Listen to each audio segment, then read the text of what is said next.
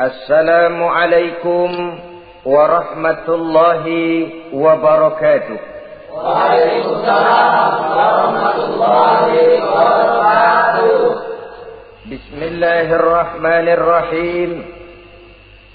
الحمد لله رب العالمين، والعاقبة للمتقين، ولا عدوان إلا على الظالمين، والصلاة والسلام على أشرف الأنبياء والمرسلين سيدنا ومولانا محمد وعلى آله وأصحابه المجاهدين الطاهرين. أما بعد. Saudara-saudara kaum muslimin rahimakumullah, setiap kita muslim di dalam kehidupan ini selalu ingin dicintai oleh Allah Subhanahu wa ta'ala. Dan tidak seorang pun di antara kita yang hidup ingin dimurkai oleh Allah Subhanahu wa ta'ala. Jangankan lagi dimurkai Allah, dimarahi tetangga saja kita kadang-kadang sudah merasa tidak enak. Padahal bagaimanapun, kalau sekadar dimarahi tetangga, kita masih bisa menghindar, pergi atau pindah ke tempat lain. Tahun depan kita kembali lagi, barangkali sudah bisa berdamai. Tapi jikalau Allah yang murka kepada kita, padahal alam ini adalah miliknya belaka, rasanya kemana lagi langit tempat kita bernaung, dan kemana lagi bumi tempat kita berpijak. Setiap orang ingin dicintai Allah, tapi tidak setiap orang mau melakukan perbuatan-perbuatan yang kalau dikerjakannya Allah akan cinta kepadanya. Dan setiap orang tidak ingin dimurkai Allah, tapi orang kadang-kadang tanpa sadar melakukan perbuatan-perbuatan yang justru dimurkai oleh Allah Subhanahu wa ta'ala. Pada pertemuan kali ini ingin saya sampaikan kepada hadirin satu hadis qudsi, di mana Allah Subhanahu wa ta'ala berfirman melalui lisan Nabi besar Muhammad sallallahu alaihi wasallam, "Uhibbu thalathan wa hubbi li thalathin ashad." Aku cinta, kata Allah, kepada 3 macam golongan manusia, tapi aku lebih cinta lagi kepada yang 3 macam lagi. Jadi ada yang sekedar dicintai Allah, ada yang lebih lagi dicintai oleh Allah Subhanahu wa ta'ala. Siapa mereka? Mari kita ikuti satu persatu isi daripada hadis qudsi ini. Yang pertama, uhibbu ahlas sakha. Aku cinta, kata Allah, kepada orang-orang yang pemurah. Aku cinta kepada orang-orang yang ringan tangan, mempunyai kepekaan sosial yang tinggi, gemar menolong orang yang memang memerlukan pertolongan. Aku cinta kepada orang-orang yang semacam itu. Saudara-saudara kaum muslimin rahimakumullah, di zaman sekarang ini, seiring dengan makin tajamnya persaingan hidup, makin tingginya tensi ekonomi, antara tenaga kerja yang masuk pasaran dengan lapangan kerja yang tersedia jauh dari memadai, gaya hidup orang sumsumtip, semakin individualis. Timbullah sikap hidup elu-elu, gua-gua. Kepekaan sosial mulai lentur dan luntur, tapi tidak terwujud di dalam kehidupan sehari-hari. Padahal agama mengajarkan Allah cinta kepada orang-orang yang bermurah tangan, gemar melakukan pertolongan, peka melihat penderitaan dan kesulitan orang lain. Adalah Allah melebihkan rezeki sebagian kita dari yang lain. Dimaksudkan untuk saling tolong menolong, bahu-membahu dan bantu-membantu. Sehingga dengan demikian, apa yang disabdakan Nabi dalam hadis, Ar-Rahimuna yarhamuhumur Rahman, irhamu ahlal ardi yarhamkum man fis sama. Orang-orang yang punya sifat belas kasih akan dikasihi oleh Allah Subhanahu wa ta'ala. Sayangi yang di permukaan bumi, nanti yang di langit akan sayang kepadamu, akan turun rahmatnya kepada kita bersama. Alangkah nikmatnya kehidupan ini, jikalau yang berkuasa menyayangi yang lemah lalu melindunginya, jikalau yang alim menyayangi yang awam lalu membimbingnya, jikalau yang kaya menyayangi yang miskin lalu mengulurkan tangan memberikan bantuannya, akan terciptalah rahmah dalam kehidupan. Tapi jikalau sebaliknya, yang berkuasa malah menindas dan menekan yang lemah, yang alim malah membodoh-bodohi yang memang sudah bodoh, sementara yang kaya menyantap yang miskin, akan terjadilah bala dan bencana dalam kehidupan. Bukan lagi rahmah yang turun, melainkan azab akan menimpa kita secara keseluruhan. Begitulah, terdapat tirai halus yang memisahkan kita dari konsep ajaran agama kita yang luhur. Agama mengajarkan yadul ulya khairun min yadi sufla, bahwa tangan di atas lebih baik daripada tangan yang di bawah. Orang yang memberi lebih baik daripada orang yang menerima. Tapi yang kita praktekkan, kita selalu berada pada posisi tangan di bawah. Menjadi umat yang manja, yang lemah, padahal bukan tidak punya potensi. Tapi mungkin karena kita tidak pandai menginventarisir potensi. Kadang-kadang ada panitia pembangunan masjid, membangun masjid, meletakkan batu pertama, sekaligus jadi batu terakhir. Setelah itu la yamutu wa la yahya, hidup tidak kelihatan geraknya, mati pun tidak ketahuan kuburannya. Masjid impoten, pesantren terbengkalai, majelis taklim terlunta-lunta, rumah sakit Islam tak kunjung selesai. Tidak adakah orang Islam yang kaya? Banyak. Tidak adakah orang Islam yang punya posisi kunci, posisi basah, posisi menentukan? Banyak. Secara jujur kita harus berkata, yang belum banyak ialah yang mau berbuat atas nama dan demi kepentingan agamanya. Kita juga bukan tidak punya potensi. Kita tidak pandai menginventarisir potensi untuk kepentingan dan kemaslahatan kita bersama. Saudara-saudara kaum muslimin rahimakumullah. Dengan demikian, kita bisa lihat dalam kehidupan sehari-hari, di masjid misalnya. Itu kalau hari Jumat kadang-kadang kita sengaja mau berangkat sholat Jumat tidak bawa uang. Maka yang paling lancar di masjid, kotak. Saudara boleh lihat kotak itu. Dari sudut ke sudut hampir tidak pernah macet. Lancar betul jalannya. Sekali macet, kotak 50, 100. Wajar kalau masjid-masjid kita lalu impoten. Bagaimana akan mengadakan kegiatan kalau tidak ada dana? Oleh karena itu pada kesempatan ini saya ingin mengetuk, berbahagialah kita jikalau oleh Allah Subhanahu wa ta'ala diberikan kepercayaan berupa titipan, wa mal malu wal banuna illa wadai'. Harta dan anak-anak tidak lain satu titipan dari Allah Subhanahu wa ta'ala. Dan pada satu saat titipan itu akan diambil oleh yang empunya. Allah cinta kepada orang-orang yang pemurah. Allah akan memberikan balasan yang berlipat ganda. Kalau saudara bersedekah kepada anak yatim, bukan si yatim itu yang akan membalasnya. Kalau saudara membantu pembangunan masjid, bukan panitia masjid yang akan memberikan ganjarannya. Kalau saudara membangun pondok pesantren, bukan kiai yang punya pesantren yang akan memberikan balasannya.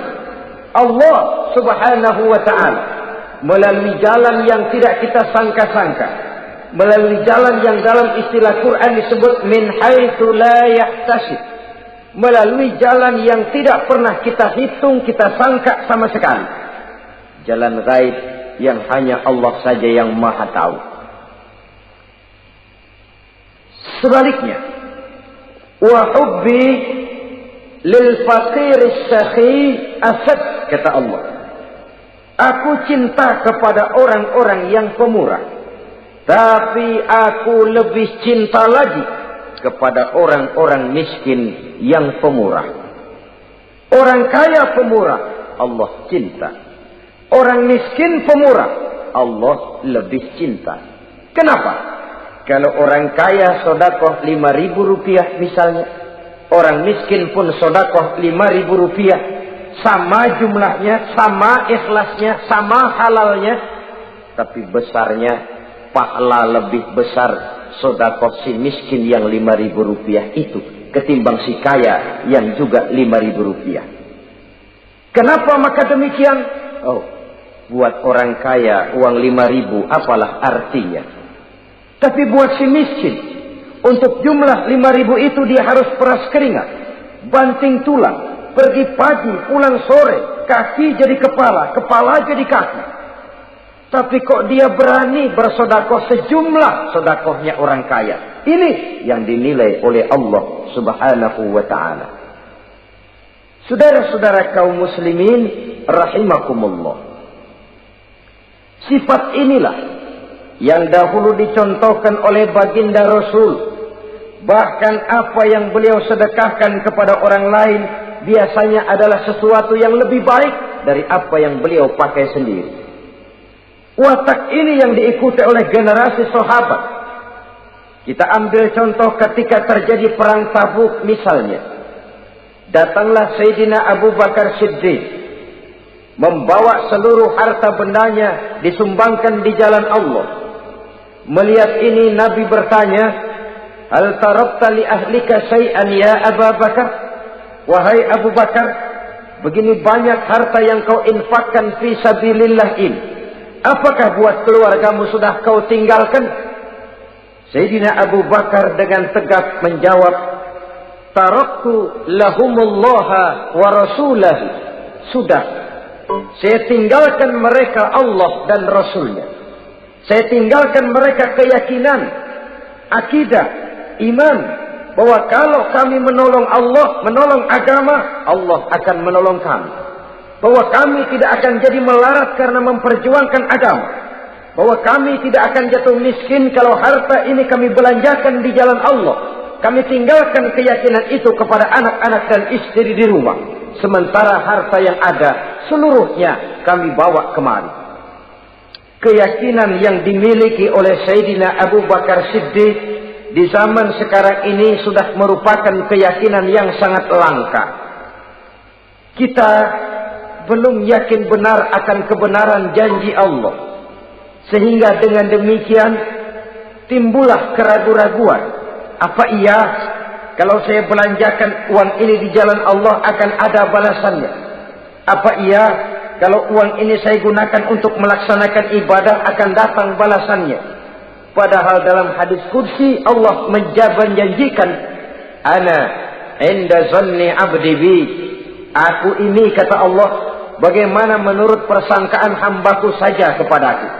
Kalau dia sangka baik, insya Allah baik datangnya.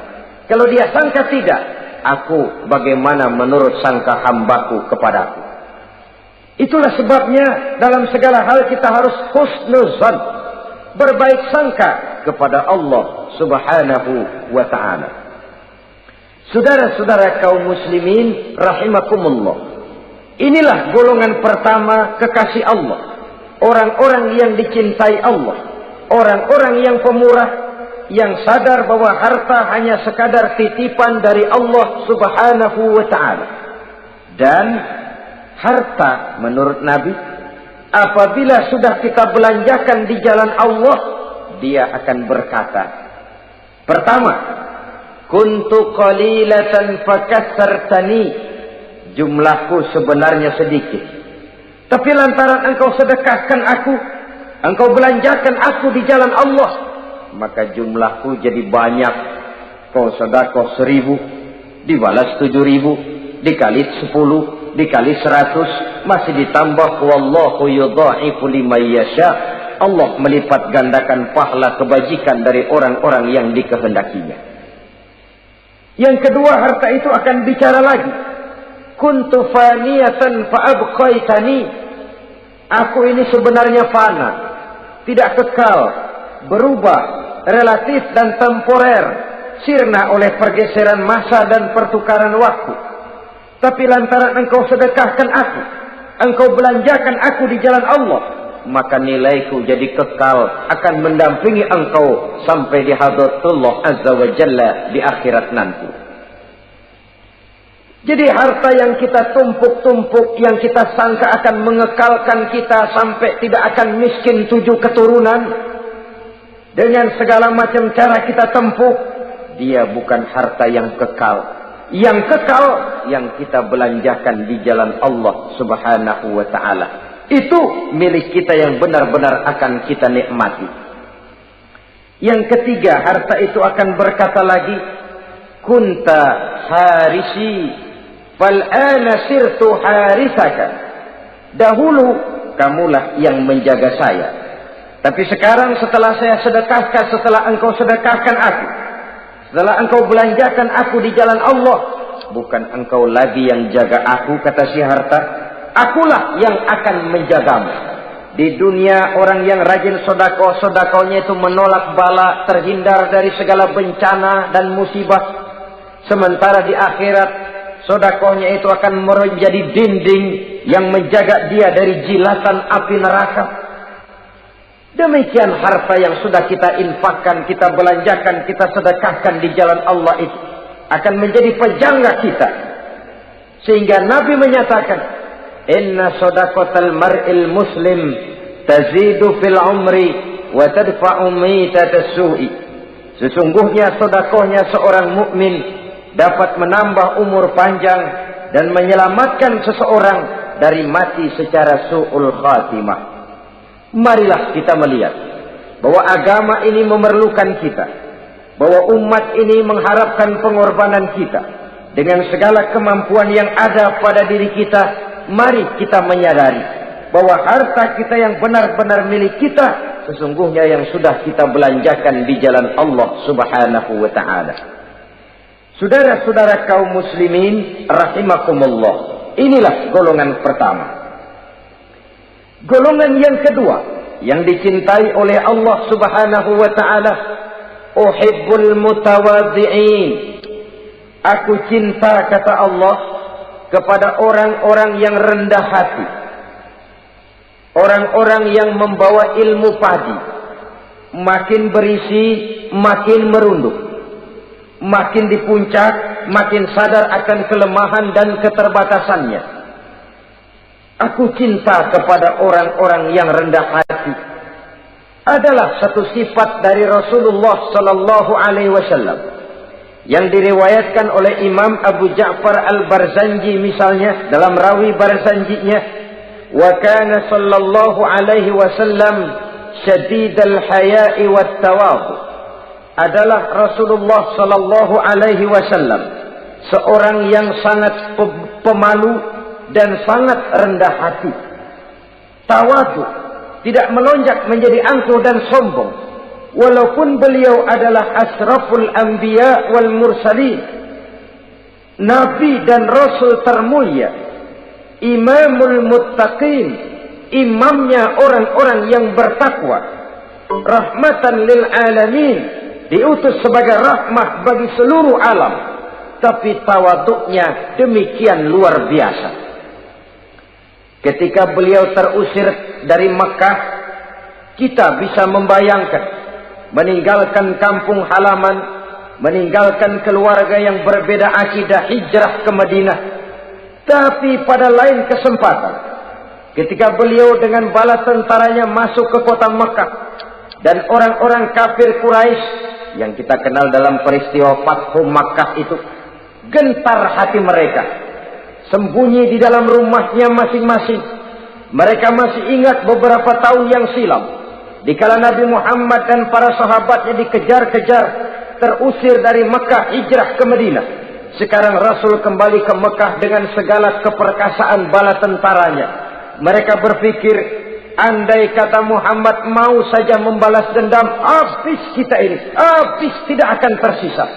Dahulu dia kita caci maki, dahulu dia kita usir, dahulu dia kita kejar-kejar untuk kita bunuh. Sekarang kita tidak berdaya. Muhammad dengan perkasa, dengan bala tentaranya yang gagah sekarang masuk ke kota Mekah. Apa yang harus kita lakukan?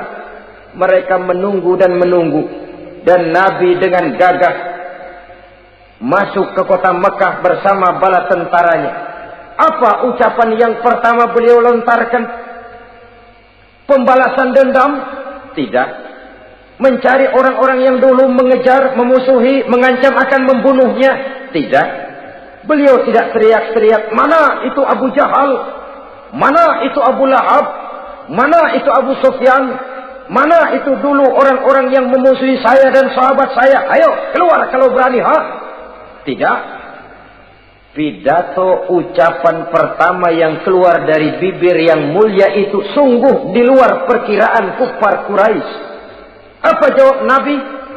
Pidato Nabi, al-yauma yaumul marhamah. Tuan-tuan para Quraisy, tidak usah khawatir. Hari ini adalah hari yang penuh kasih sayang. Saya masuk ke kota Makkah semata-mata untuk menunaikan ibadah.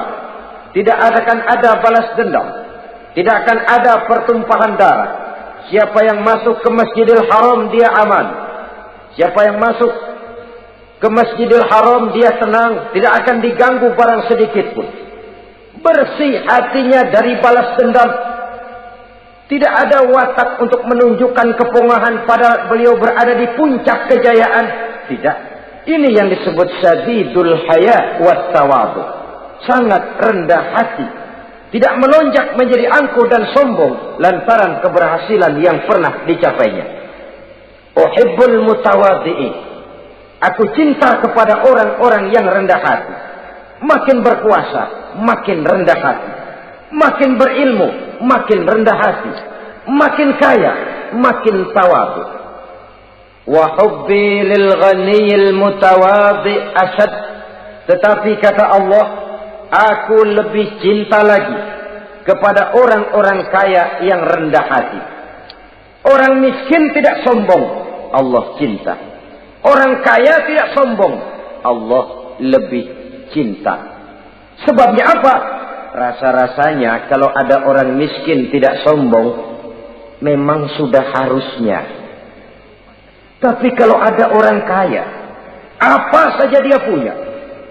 Kebunnya ada di mana-mana, kendaraannya sejumlah keluarganya, uangnya, depositonya ada di berbagai bank, pabriknya banyak. Apa saja dia punya, tapi tidak sombong, tawadhu.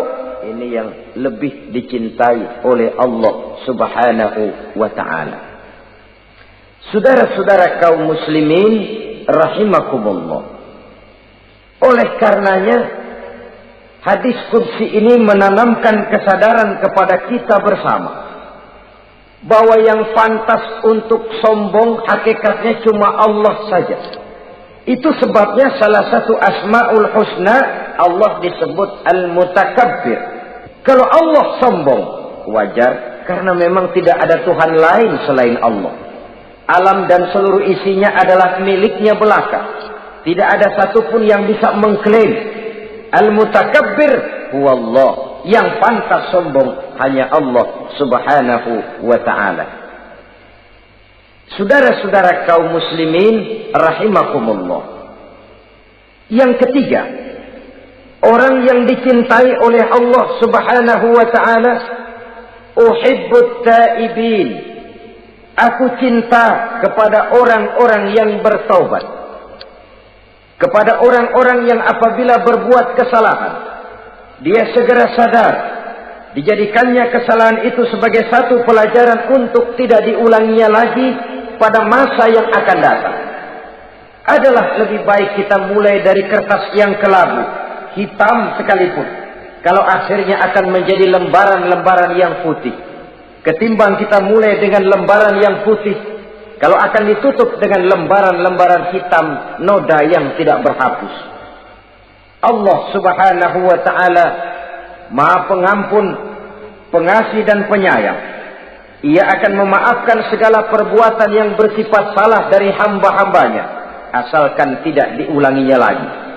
Manusialah yang sering kejam, membiarkan dirinya larut dan hanyut diseret arus dosa. Ia sadar itu satu kesalahan, tapi tidak berupaya untuk menyelamatkan dirinya sendiri. Apakah itu berupa yang namanya judi, minuman keras, menipu orang lain, durhaka kepada kedua orang tua, jahat kepada tetangga, suka memfitnah orang lain. Dibiarkan dirinya hanyut di dalam lembah dosa tanpa upaya penyelamatan sama sekali. Atau kadang-kadang mengulur waktu. Nanti saja sudah tua-tuaan taubatnya. Padahal waktu tidak pernah main-main. Uhibbut taibin, aku cinta kepada orang-orang yang mau bertaubat. Wa hubbi lisyabit taib asyad, tapi aku lebih cinta lagi kepada orang-orang muda yang mau bertaubat. Apabila orang tua bertaubat, Allah cinta. Anak muda bertaubat, Allah lebih cinta. Dalam usia mudanya, di mana darah masih mengalir dengan panas, sejuta khayal dan keinginan masih bersemi di dalam benaknya, dia sanggup blokir semua itu, disalurkannya di jalan Allah. Allah cinta sekali kepada orang-orang semacam itu.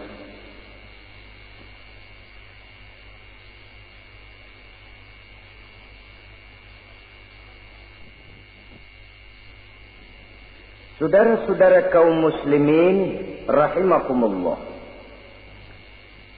Kalau tadi sudah saya jelaskan 3 golongan orang-orang yang dicintai Allah, yakni para kekasih Allah. Orang-orang yang pemurah, gemar memberikan pertolongan. Kemudian yang kedua, orang-orang yang rendah hati. Dan yang ketiga adalah orang-orang yang suka bertaubat. Maka kemudian hadis qudsi ini dilanjutkan oleh Allah Subhanahu wa ta'ala dengan menjelaskan lawanan dari 3 golongan tadi.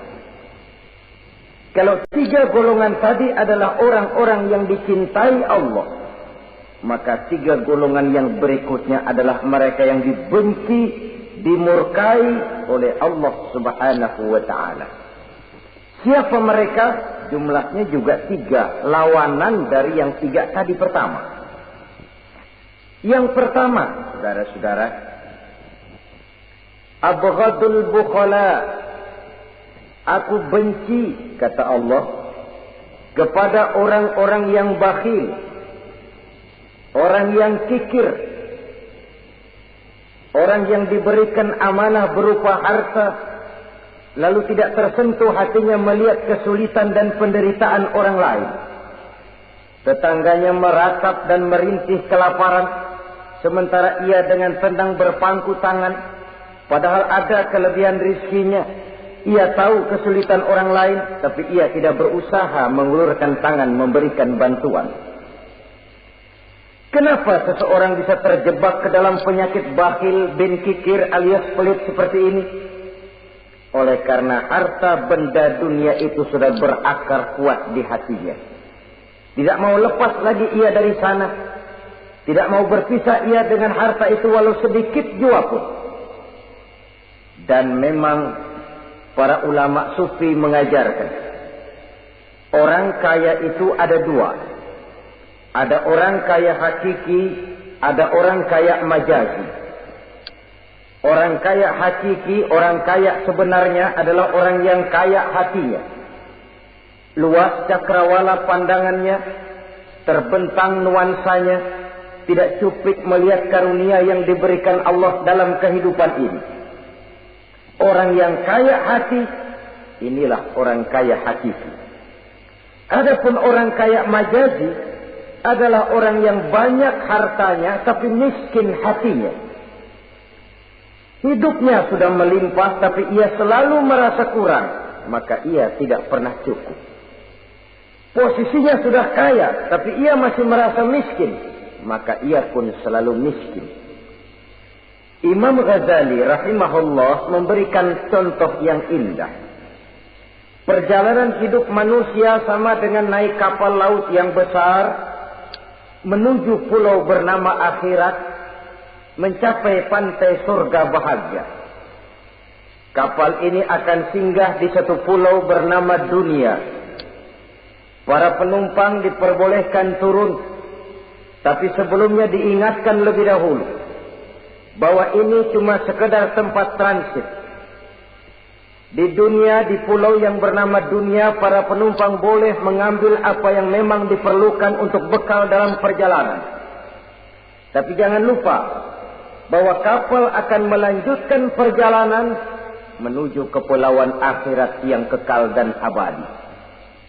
Maka turunlah para penumpang ke pulau yang bernama dunia ini. Macam-macam tingkah lakunya ketika mereka menjejakkan kaki ke pulau dunia. Ada yang tetap sadar kepada pesan nakoda.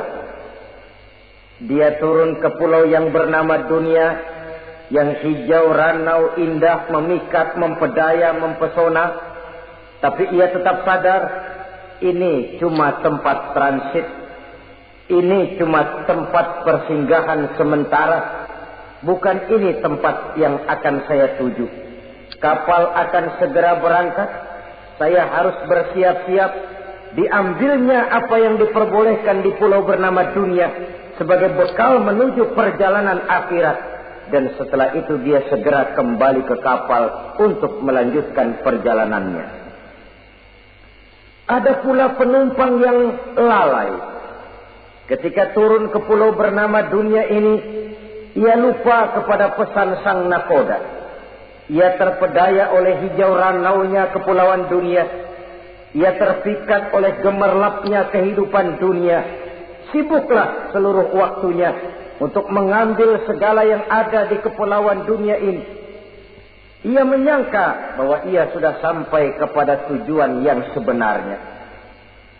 Dikala peluit kapal berbunyi, pertanda kapal akan segera berangkat, rupanya baru sadar dia bahwa ini bukan tujuan yang sebenarnya. Ia berusaha kembali ke kapal, walaupun masih bisa ikut naik kapal, tapi sayang tempatnya sudah ditempati oleh orang lain. Inilah contoh dari orang-orang yang kehidupan dunia telah melalaikan mereka daripada tujuan akhirat. Yang lebih celaka adalah nasib penumpang ketiga. Mereka yang tertinggal sama sekali di kepulauan dunia ini. Mereka lah orang-orang kafir, orang-orang munafik, orang-orang musyrik.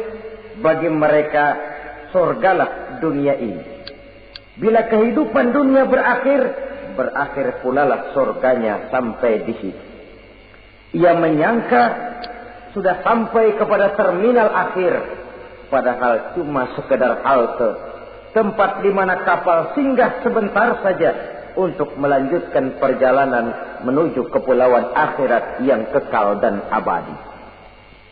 Saudara-saudara kaum muslimin rahimakumullah, orang-orang yang sadar bahwa dunia cuma sekedar satu tempat transit, maka kesadaran itu menggugah dia kepada keyakinan terhadap kalimat inna lillahi wa inna ilaihi raji'un.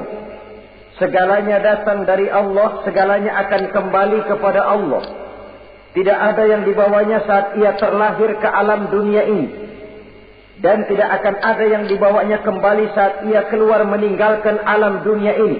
Kecuali iman dan amal soleh yang dikerjakannya di dalam kehidupan kita. Bukan bakhil yang menyebabkan orang cepat jadi kaya. Bukan pemurah yang menyebabkan orang jatuh miskin dan bangkrut. Tetapi kesadaran bahwa segalanya datang dari Allah, segalanya akan kembali kepada Allah, akan membuat kita walaupun memiliki harta dan benda, tapi ia tidak berurat dan berakar di dalam hati. Abghadul bukhala, kata Allah, aku benci kepada orang-orang yang bakhil. Kadang-kadang jangankan untuk orang lain, untuk kepentingan agama, dirinya sendiri saja tidak bisa menikmati kekayaannya. Kaya dia sebenarnya, tapi dia tidak sadar akan kekayaannya. Lebih celaka lagi, dia tidak tahu untuk apa kekayaan itu akan dipergunakan. Lahirnya mazhab materialisme, hidup serba cukup, serba ada, seperti yang kita lihat di negara-negara yang makmur, di Eropa bagian barat misalnya. Keluarga-keluarga jet set yang akhirnya bingung karena kebanyakan harta. Kalau kita di timur umumnya bingung karena tidak punya harta. Di sana orang bingung karena kebanyakan harta, mau diapakan harta itu. Akhirnya timbullah gaya hidup yang aneh-aneh. Membentuk klub-klub nudis terlepas dari pergaulan dunia ramai. Bergerombol tidur di goa-goa. Padahal rumahnya macam istana. Kamarnya 37, ada kolam renang, ruangan ber-AC. Kemana pergi mobil sejumlah keluarga. Dari merek-merek yang mewah, keluaran mutaakhir. Tidak puas mobil punya kapal pesiar, kapal laut. Tidak cukup kapal laut punya kapal pesawat terbang pribadi. Apa yang dimau uangnya bisa bicara. Tapi akhirnya lalu sampai kepada titik jenuh. Sampai kepada yang namanya frozen emotional attitude. Dan sikap bakhil inilah yang pada akhirnya mendorong seseorang untuk sampai kepada tingkat yang disebut tamak, rakus, serakah. Dan mental semacam ini tidak hanya membahayakan bagi pribadi yang punya watak, tapi juga bagi lingkungan, bagi masyarakat, bahkan dalam skopnya yang luas, bagi pertumbuhan suatu bangsa, bagi pertumbuhan suatu negara. Sikap-sikap tamak, rakus, serakah, mau menang sendiri, mau kuasa sendiri, mau basah sendiri, mau kaya sendiri, persetan dengan orang lain, adalah sikap-sikap yang tidak saja bertentangan dengan ajaran agama kita, tapi juga bertentangan dengan falsafat dasar kehidupan bangsa kita, yakni Pancasila. Saudara-saudara kaum muslimin rahimakumullah. Lawanannya kemudian Allah menyatakan, wa bughdi lil ghaniyil bakhil asyad. Aku benci kepada orang yang bakhil, tapi aku lebih benci lagi kepada orang-orang kaya yang bakhil. Kalau orang miskin pelit, barangkali masih orang berkata pantaslah dia tuh pelit, miskin. Tapi kalau kaya, bakhil, kaya, pelit, rasanya orang menyayangkan. Apa saja dia punya, tapi bakhil, pelit, tidak sadar bahwa itu adalah amanah Allah yang satu saat akan dimintakan pertanggungan jawab di padang mahsyar nanti. Inilah golongan pertama yang dibenci oleh Allah Subhanahu wa ta'ala. Golongan yang kedua, abghadul mutakabbirin. Aku benci kepada orang-orang yang sombong. Baik sombong oleh karena kekuasaan, kekuatan, wewenang, jabatan. Baik sombong oleh karena ilmu pengetahuan, skill, keahlian, kemampuan. Baik sombong oleh karena harta benda dan kekayaan. Sombong dalam segala bentuknya tidak disenangi oleh Allah Subhanahu wa ta'ala. Inilah yang saya maksud tadi dengan membawa ilmu padi seharusnya. Semakin berisi, semakin merunduk. Sebab pepatah orang-orang tua kita bilang, air beriak tanda tak dalam, tong kosong bunyinya nyari. Orang belajar silat kalau baru dapat 2-3 jurus memang genit, bukan main. Sesuatu yang barangkali sudah lumrah dalam kehidupan. Tapi yang diajarkan oleh agama, abghadul mutakabbirin, aku benci kepada orang-orang yang sombong. Al-Quran syarat dengan contoh-contoh baik dari perjalanan sejarah, baik dari perjalanan para hidup para nabi dan para rasul, seluruhnya merupakan tamsil, contoh dan ibarat bagi kita bersama. Fanzuru kaifa kana akibatul mukazzibin, fanzuru kaifa kana akibatul mujrimin. Berjalanlah kamu di permukaan bumi, lihat bagaimana akibat yang diderita oleh para pendusta, lihat bagaimana akibat yang diderita oleh para pembuat dosa, oleh orang-orang yang sombong, angkuh, congkak dan takabur. Mereka satu demi satu mengalami kehancuran, tenggelam di perut sejarah. Kurang apa Fir'aun? Kurang apa Raja Namrus? Kurang apa Raja Abrahat? Tentaranya gagah perkasa, kekuasaannya luas, istananya megah dan besar, pengawalnya gentayangan di mana-mana, intelnya selalu siap siaga menjaga keamanan. Sang raja diraja, entoh waktu berputar masa beredar, tenggelam oleh perputaran waktu dan peredaran zaman. Tidak ada satu keabadian dalam kehidupan ini. Akankah kita melahirkan Fir'aun kelas baru?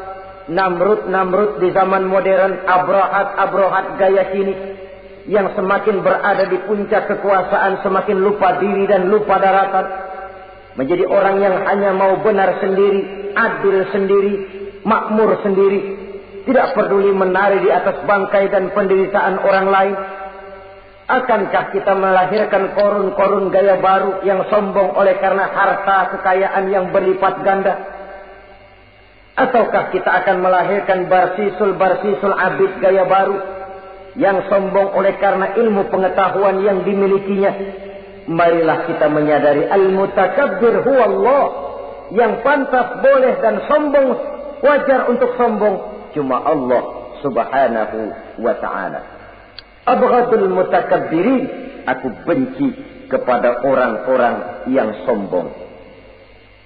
Saudara-saudara kaum muslimin rahimakumullah, lawanannya kata Allah, selebihnya wa bughdi lil faqiril mutakabbir asad. Tetapi kata Allah, aku lebih benci lagi kepada orang miskin yang sombong. Ini yang sudah tidak punya pilihan. Orang pintar sombong barangkali lumayan, goblok sombong minta ampun. Pejabat sombong barangkali karena punya pangkat. Rakyat sombong, apa yang mau disombongi? Orang kaya sombong barangkali karena kekayaannya. Melarat, miskin, sombong, minta ampun. Sebab itu kata Allah, aku benci kepada orang-orang sombong, tapi aku lebih benci lagi kepada orang-orang miskin yang sombong. Hadis qudsi ini tentu saja memberikan satu kesadaran rohani yang paling dalam pada kehidupan kita setiap pribadi muslim. Bahwa kita sejauh yang bisa kita lakukan hanyalah berusaha, berbuat. Kita terikat oleh sunnatullah, kata kita orang beragama. Hukum alam, kata para ahli alam. Natural of law, katanya. Tapi di sebalik itu, sesungguhnya segala hasil usaha, kepastian dan ketentuannya hak prerogatif dari Allah subhanahu wa ta'ala. Sehingga pada puncaknya kita akan sampai kepada penjujur, la haula wa la quwwata illa billah. Tidak ada daya kita, tidak ada kekuatan kita kecuali apa yang memang telah diberikan Allah. Dialah sumber daya, sumber gerak, sumber seluruh kekuatan. Dan kita manusia hanya mencapai itu kalau dikaruniai oleh Allah subhanahu wa ta'ala. Sewajarnya, makin bertambah ilmu, makin sadar kita akan kebodohan kita. Seperti yang diucapkan oleh Al-Imam Syafi'i rahimahullah, setiap tambah ilmuku, bertambah taulah aku akan kebodohanku. Sewajarnya, semakin bertambah harta kita, semakin sadar kita akan kemiskinan kita. Semakin bertambah tinggi pangkat dan jabatan kita, semakin sadar kita dari mana kita datang, kemana kita akan pulang, dan di mana kita akan sekarang. berada sekarang. Dengan kata lain, ilmu itu, harta itu, pangkat dan kedudukan itu sesuatu yang perlu dan perlu. Tapi bukan sebagai tujuan. Semuanya cuma sekedar alat. Tujuannya apa? Jangka panjang di akhirat untuk mencapai ridho Allah. Jangka pendek di dunia ini harus menjadi rahmatan lil alamin. Bagaimana ilmu itu jadi rahmah bagi lingkungan. Bagaimana kekuasaan itu jadi rahmah bagi lingkungan. Bagaimana harta itu jadi rahmah bagi lingkungan. Berfungsi sosial untuk kebersamaan di dalam kehidupan ini. Saudara-saudara kaum muslimin rahimakumullah. Inilah golongan kedua yang dimurkai oleh Allah Subhanahu wa ta'ala. Golongan yang ketiga, abghadul fasad. Aku benci, kata Allah, kepada orang-orang yang berhati keras, berhati batu, tidak mempan nasihat. Baik nasihat itu datang dari Allah, baik nasihat itu datang dari orang lain, baik nasihat itu datang dari dalam dirinya sendiri, atau bernasihat yang dipandangnya, yang dilihatnya dalam segala gerak kehidupan. Satu hari bahkan beberapa sahabat pernah menghadap Rasulullah Sallallahu Alaihi Wasallam. Ya Rasul,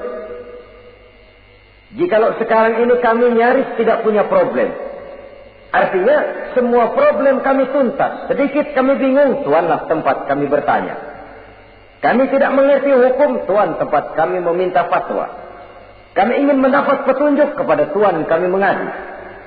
Tapi nanti kalau satu saat Tuan telah berangkat meninggalkan kami ya Rasulullah, menghadap Allah Subhanahu wa ta'ala, tinggallah kami hidup tanpa bimbingan Tuan, kemana lagi kami harus minta nasihat?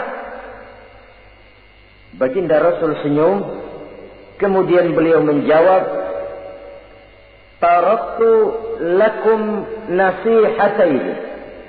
Kamu tidak usah khawatir. Kalaupun pada satu saat nanti aku berangkat meninggalkan kamu semua, kembali menghadap Allah Subhanahu wa ta'ala, kamu tidak perlu bingung. Tempat kamu minta nasihat ada, tempat kamu bertanya ada, tempat kamu minta fatwa dan kepastian hukum ada. Taraktu lakum nasihataini. Aku tinggalkan untukmu dua macam nasihat. Pertama, yang aku tinggalkan kepadamu itu nasihat yang pandai bicara. Yang kedua, yang aku tinggalkan kepadamu itu nasihat yang diam saja. Sahabat lalu bertanya, kalau nasihat yang bisa bicara itu apa ya Rasul? Beliau menjawab, Al-Quranul Karim. 6.666 ayat, 30 juz, 114 surah, seluruhnya nasihat bagi umat Islam.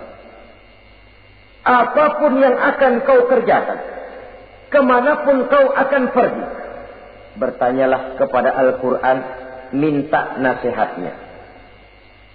Bertanya langsung? Tentu tidak. Bertanya kepada Al-Quran artinya fas'alu ahla dzikri in kuntum la ta'lamun.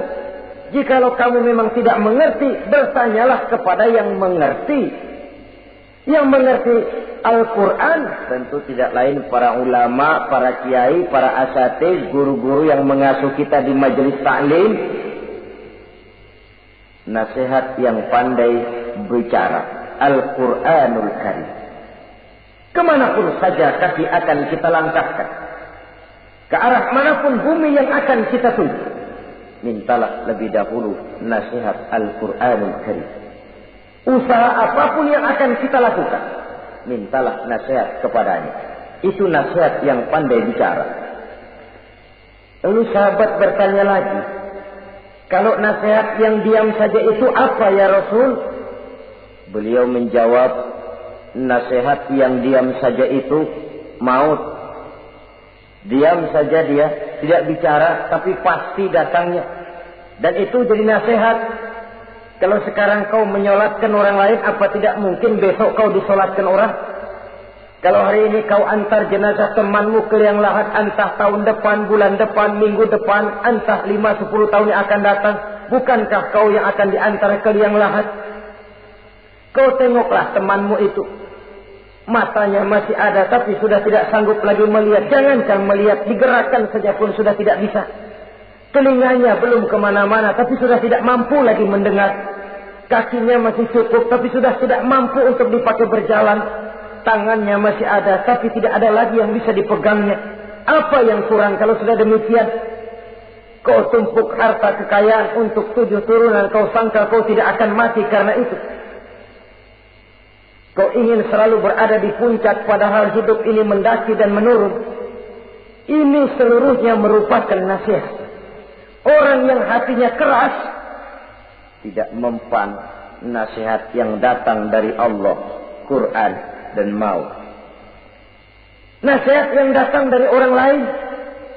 Kadang-kadang diberikan nasihat, lebih pandai dia berkilah, lebih pandai dia berkelit, lebih pandai dia berjawab.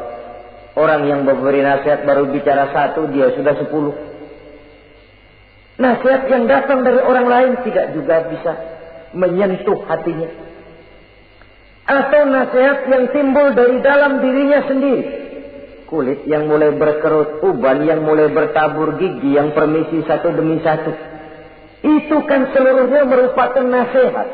Tapi orang yang hatinya keras, kasar, istilah kita barangkali sudah kulit badak, muka tembok, kuping kebo, masuk dalam golongan khatamallahu ala qulubihim. Allah sudah tutup cap, Allah stempel hati mereka, tidak masuk lagi nasihat. Na'udzubillah summa na'udzubillah. Beruntung kita kalau oleh Allah ini diberikan hati yang lembut, peka, mudah menerima kebenaran, tidak tertutup terhadap kebenaran. Walaupun kebenarannya itu datang dari seorang budak yang hitam legam. Karena memang agama mengajarkan khuzil hikmata wa la yadurruka min ayyi wi'ain kharajat. Ambillah hikmah, ambillah kebenaran, tidak usah terlalu kau pedulikan dari mana sumbernya. Asal itu merupakan kebenaran, jadikan sebagai nasihat di dalam kehidupan. Saudara-saudara kaum muslimin rahimakumullah. Rugi dan celaka kita kalau sampai diberikan hati yang keras, kasar, masuk dalam qaswatul qalbi, hati yang kasar, keras, tidak mempan nasihat apapun. Kalau kadang-kadang masuk telinga kanan, keluar lagi telinga kiri, tidak pernah singgah di lubuk hatinya walau sebentar sekalipun, tidak pernah transit, atau kalaupun transit seperti air di daun talas, mudah bergoyah ke kiri dan ke kanan. Allah benci kepada orang-orang yang hatinya keras. Selanjutnya, wa bughdhi lisaykhil fasik asyad. Tapi kata Allah, aku lebih benci lagi kepada orang tua yang hatinya keras. Tua-tua keladi katanya, makin tua makin menjadi. Kalau ada anak muda bandel, nakal, setidaknya orang masih punya harapan. Masih ada orang berkata, ya doain aja dah, mudah-mudahan dia makin dewasa, makin lurus jalan hidupnya, makin benar langkahnya, makin sadar rasa keagamaannya. Masih ada ucapan seperti itu. Tapi kalau sudah tua, malah makin gila, orang sudah habis harapan. Paling orang bilang, tuh aki-aki, udah asar, udah maghrib, udah dekat ke lubang kubur, bedung menggerib masih nying.